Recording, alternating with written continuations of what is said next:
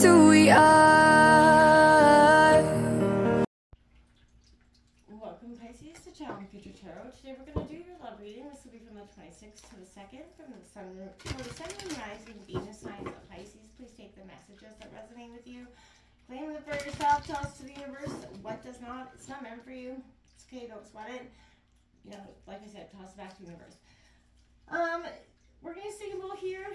As I do so, take that deep breath in, exhale. Whenever you feel so inclined to, so it's going to help set your intentions, and it's great to relax. Be mindful if you have headphones in or anything else, it's going to present a loud noise. I don't want to blow your eardrums out or anything like that. So if you got headphones in, maybe just turn the volume down, skip whatever you got to do. If you are new or returning to the channel, welcome. So happy to have all of you. Thank you so much for your likes, shares, and subscriptions. Hitting one of three, all of three, whatever you do, it means so much to me. Even dropping a comment, love to hear it. So yes, feel free. And thank you for your support. All right, let's get started, Pisces.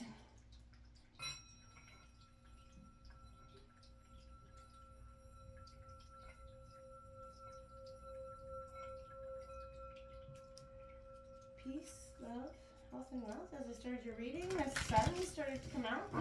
So that's a good energy. It was cloudy all day, kind of had a little rain, so it's nice to see the sun. So Pisces, thank you for that. Your energy is already a ray of sunshine. What's coming out? Ooh, that tower coming out with the Four of Cups, reevaluation here. And that Emperor as well. So, you know, I feel like if there's a tower moment lingering, coming, you've been through one recently, this has probably been very, like, they're all enlightening, but I feel like this one was like an epiphany moment where it was just like, aha, that's where I went wrong.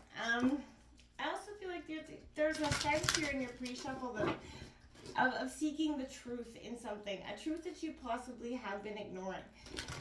And there was that hangman. So getting perspective, Pisces, maybe a good time to do so. What's coming in for love for Pisces here for the 26th to the 2nd? One more time. I feel like when you seek the truth to this, whatever it is for some of you, there is like, after this epiphany, it's just like a dawn of day for you. It's like, wow, this is what's been wrong this whole time. That 10 of Swords coming out, overburden, difficulty, that's Gemini, Libra, Aquarius energy. We've got the Judgment card coming out here. Perspective is going to change here. You got this, with the 10 of Swords and the Judgment card coming out together, I feel like, ooh, and then that 5 of Swords, Gemini, Libra, Aquarius, defeat, I feel like is what you feel a little bit beat down. That the 2 of Swords coming out in reverse. Balance is struggling here. A lot of air energy here. You could have that in your chart. Then we have the 3 of Pentacles in reverse. Taurus, Virgo, Capricorn on the bottom of the deck. There's your wish fulfillment coming in reverse. With that Hermit card, you could be dealing with Virgo.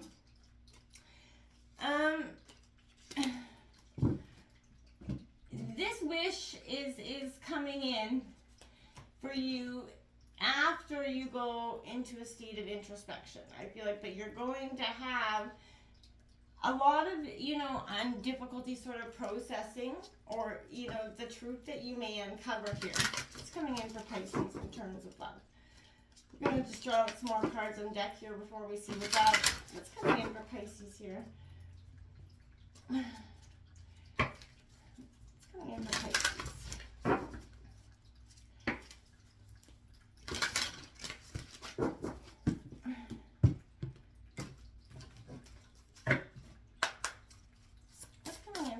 In terms of that. And that number 21, luminosity here. So again, I feel like there's going to, I'll take this card out, but not these ones. And 23, maturity. So again, we got that distorted masculine number 10 out. Angel number 1010 could be quite important up for you this week as well. And the divine masculine. So you've got the distorted masculine and the divine masculine coming out here. Whether your feminine or masculine energies not present here.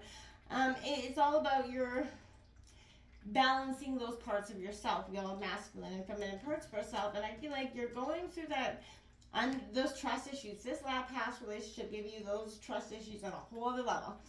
And, balancing them out, understanding that it's come through difficulty, it's come through getting a different perspective here, and a sense of defeat. There's a luminosity, the light that's being shed on the problem here, and I feel like that's what's going to keep you kind of grounded and nurturing yourself. It's kind of like the Empress, Mother Gaia energy, is that part of yourself, the nurturing your emotions back to where they're needing to be. And it's going to happen with a lot of maturity here. Someone's going to offer you some wisdom here, some advice, and you're always spiritually protected. But this is a sense of growth. This only can come from the lessons, the hard love lessons that we've had to learn. Got moving on, and the Devil card coming out. I have to move away from what is no longer serving you. There's challenging times in this walking away. It's not going to be an easy thing to do, because you probably potentially saw this partner as your forever all be all. But it's not always cut and dry like that. People change, things change, and sometimes the damage is too great to be overcome. And I'm not saying it can't, but it does require that tremendous amount of effort on both sides. Now we have, again, Judgment card coming out, 20. So 2020, another possible angel number, as well as 1010, but they're all about endings and new beginnings. And then you have that 8 of Cups, moving on, finally walking away, realizing that there is growth in this maturity. There is growth in walking away. Just breathe through it, right? Take that deep breath. When you feel like you're about to lose your shit, I feel like calm. Take that moment before you say or do. Just take that moment and reflect and breathe, right? Remember, you're only as good as your greatest reaction to something. So if you're, flying off the handle and giving that reaction, you are serving their purpose, right? Because maybe if they're trying to hurt you, then they're winning, right? And I feel like when you kind of look at it like that way, when you can take back control of this ability to hurt you, that's what's going to be powerful for you in that sense this week, Pisces, okay? All right, we have number 19, express love through gifts. A small token of love can convey great appreciation. And we have another 23 out as well. Powerful angel number 2323 as well. Take a chance on love. When we love, our lives are changed forever. So this is saying don't give up on what is, because the past has dealt you those shitty sort of relationships where you felt depleted at the end and left probably with some deep baggage out of it. There is a possibility, the union of hearts here, that you're a true, authentic, true partner that's going to show up and meet you where you need to be. A love connection that's going to really defy explanation here is coming in. It is, that 9 of Cups is this relationship, as hard as it was to walk away from, is leading you to your greatest destination. Walking away is leading you to love. And it sounds, cliche to say, but it is, because every stone is leading you to this person. And I feel like you gotta just, that Rascal Flatts song keeps playing in my head this moment, bless that broken road, right? And if that's who, I'm pretty sure that's who sing it. But you know what I'm saying? That leads you straight to them. Because it's that the hardships, the lessons, it's gonna make you appreciate this love and this relationship on a whole other powerful dynamic. Defiant vulnerability coming out here for you. It says, growing up, we're taught that sex is taboo and shameful. Then, in mainstream adult depictions, it's portrayed as robotic and typically clinical, unimaginative, and made through a violent male gaze. Defiant vulnerability falls outside of the binary of covert versus overt dynamics, and instead allows sexually to be exactly what it is, human. That means acknowledging the emotional being inside the body. It means unashamedly sharing our needs, wants, and particular appetites. It means authentic communication at all times. And it means being unapologetic about voicing how you feel. Anything less isn't sexy or subversive. It's social and cultural obedience. Say what you need to say. That's exactly what I feel like. You have been so defiant and vulnerable to yourself. You have been defying your own heart by allowing this energy to come in, walk in, and take a part of you that is, I feel like is going to leave long, lasting damage, because you cared about this person. You give them their all. And Pisces, you are a wholehearted emotional being.